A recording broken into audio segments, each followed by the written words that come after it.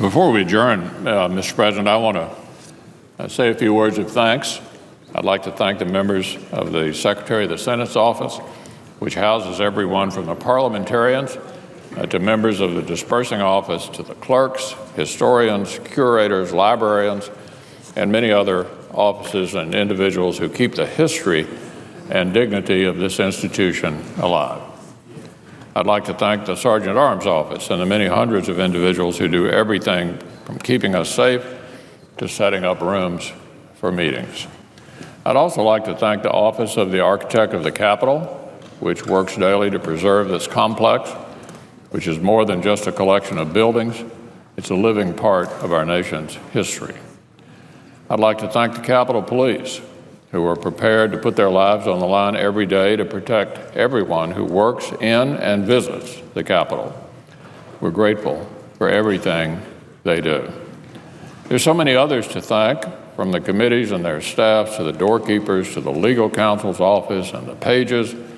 I know I'm going to forget many individuals who deserve our thanks, but please know that we are thankful for your service and your dedication. And I ask consent that a list of the young people who serve in the chamber as Senate pages be included in the record. Without objection. On the member side, allow me to thank my leadership team. Their counsel is absolutely invaluable, and their dedication is without equal.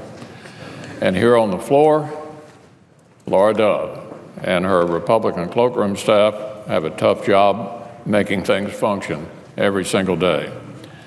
Gary Myrick has a tough job on the Democratic side as well, and they deserve recognition from both sides of the aisle for what they do.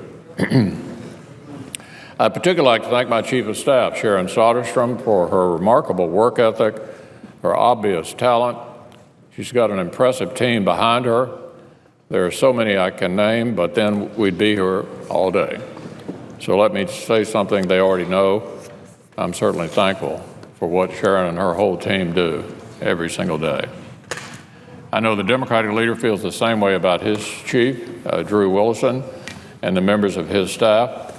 Let me acknowledge his kind words yesterday as well.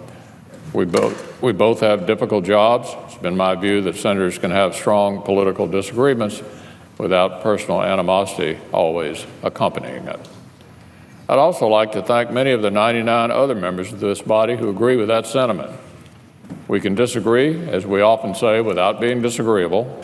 That's how this institution is supposed to function, after all. I thank senators for their service to this institution. We all signed up for a rather challenging job.